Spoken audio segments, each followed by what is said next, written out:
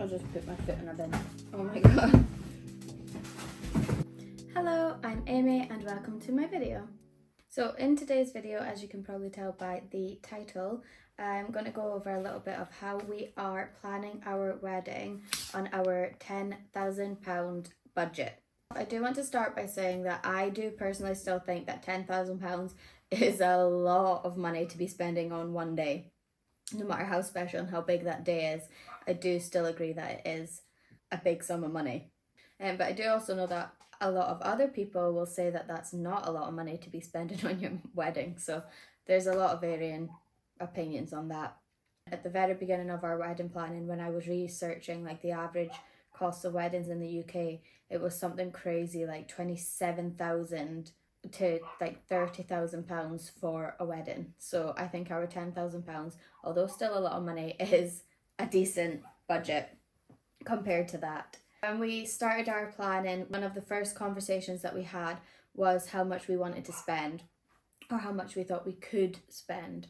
So we did figure out what we each could afford to put aside every month from the month that we got engaged until the wedding date, which ended up being £200 each that we set up a separate savings account for.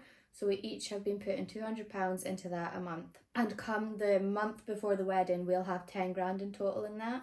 So that's how we worked out what our budget was. And we both agreed that that was a good amount of money. We didn't want to spend any more than that, and we were both happy with that's what we could afford. So that's what we have been planning to.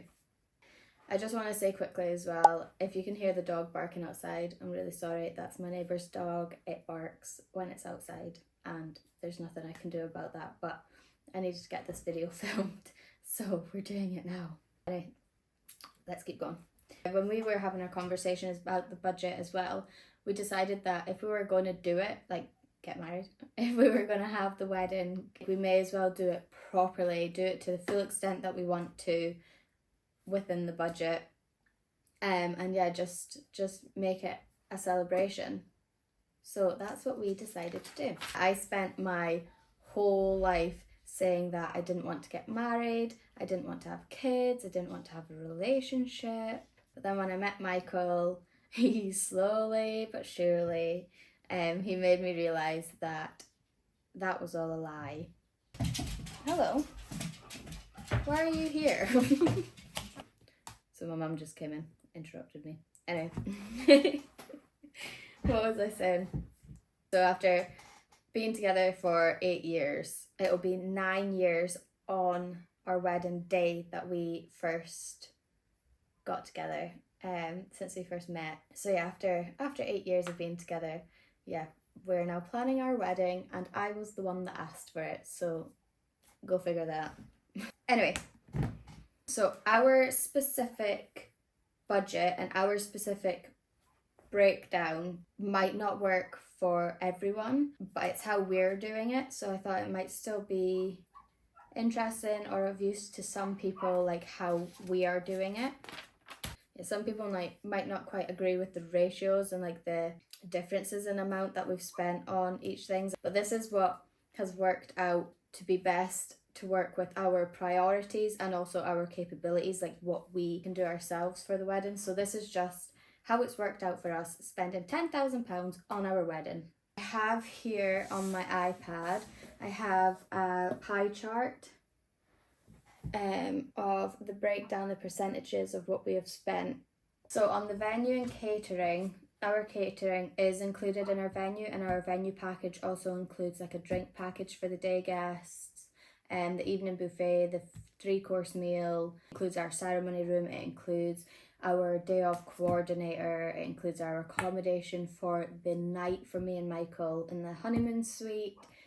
So all in all, we paid, it was 55% of our budget, and it was £5,585 it's worked out to be. Now that number might change slightly depending on, as we get closer to the day, if we need to up our guest count or edit that at all. That might change slightly, but that kind of all in all is what we spent on our venue and catering. Now I do have a specific breakdown of the venue. So our weekday wedding deal package is £3,700. Now that includes the 3-course buffet meal. We're having a buffet. The drinks package of 3 drinks per guest, and the evening buffet for 40-day guests. And it includes the bridal suite for the girls to get ready in, and another room for the Michael and the boys to get ready in on the morning. And as I said, it includes our honeymoon suite for the night of the wedding for me and Michael. And then we are £75 per extra day guest. Plus we have 1 teenager coming, so that's £40 for her. That doesn't work out then, I've done that wrong. I think on the main budget I've got it down that 5,580 is for 48 guests, but we have now just put it up to 52. And then because we have upgraded our evening buffet, it's £5 extra per person, so we've had to do that by 52 people. And then you have to cater to, like, I think it's about 70% of your estimated total evening guests for the evening buffet as well. So we've made that as 20. If we've got 52 through the day, that's 70 in total, and we're kind of estimating it to about 100 guests at night. And then the ceremony room is £800, and then the DJ, we do actually pay that through the venue. So that's £300. So that makes the total technically £6,205 for the venue. But yeah, £300 of that isn't actually calculated in our breakdowns for the venue and catering, because that's captured under entertainment. So yeah, that's venue and catering. And the next category is registrar and legal fees. So we have booked the Aberdeenshire Registry Office. We have booked someone to come and do our ceremony through them, but we are actually hoping to change that and get that to be a family friend, which will actually make that cheaper. Save a bit of money on that, but that's not all set in stone. That's not all finalised yet, so I've left this the way it is now because this is kind of what the plan is for now. That's down as 5% of the budget, because that's £500 for that. But as I say, that might change. Then photographer is 12% of the budget. He is £1,200. Now we did also get kind of a bit of a deal with him through our venue. So we got a base package from him for, I think it was £600. Then we added on bridal prep, which was an extra £250, and I've now actually upped him to be there for the evening as well, because I thought photos are the most important, which was £350. So it all works out now. He will be £1,200, which seems like a fair bit of the budget, but to me, especially in my opinion, photos are the things that last the rest of your life, long after the wedding. So I think the photos are important, and we found a photographer that we love, so we both really like him. As soon as we seen his sample book, we're like, yeah, he's the one. As soon as we then spoke to him, we were like, yes, definitely, we want him on our team, we want him there for the day. So yeah, that's perfect, we love him. And then entertainment I've got down as 4%, so that's about £400. Now in entertainment I've included, so that's the £300 for the DJ, and the other £100 is what we've kind of spent on our DIY photo booth and our like DIY games for the lawn. Now I'll go into that more specifically when I do my like things we DIY'd for the wedding, but pretty much I've downloaded an app on my iPad. We already had a photo printer, we already had photo backdrop and everything from the engagement party, so I've just kind of combined all that together and we've made like our own photo booth, because it was a ridiculous amount of money to hire one in and you only got it for 3 hours. So like, I'd rather just do it myself. It's cheaper, we'll then have it for any other event, and we're both happy with how we figured that out. And then the games, I did buy a giant knots and crosses, we already have a giant Jenga, and then we're just going to set up a table and do like water pong. So not beer pong, because we don't want everyone getting too drunk in the day, but we'll set up water pong and maybe a few other games just on the lawn, whatever we pick up or whatever we've already got. That's the entertainment. Now stationery I've put down as £50, which is it's worked out to be 0% of the budget. But honestly, stationery I'm not spending much on at all. We had a leftover pack of laminate floorboards from when Michael was laying some floors.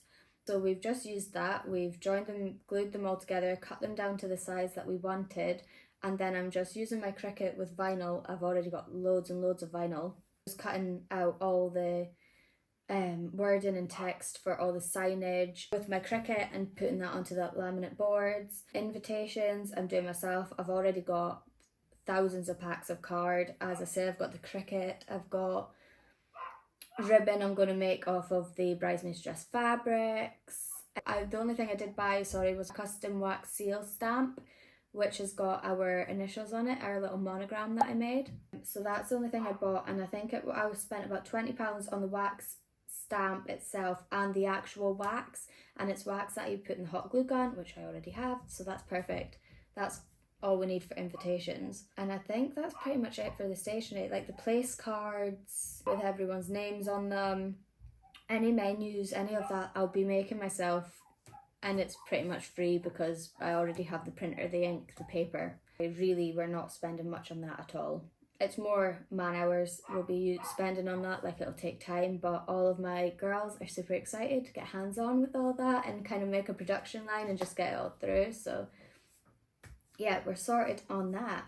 Now, decor and furniture, that I've spent quite a bit of money on. So that is 9% of the total budget, and it's about £903 is what our quote is sitting at with the decor company.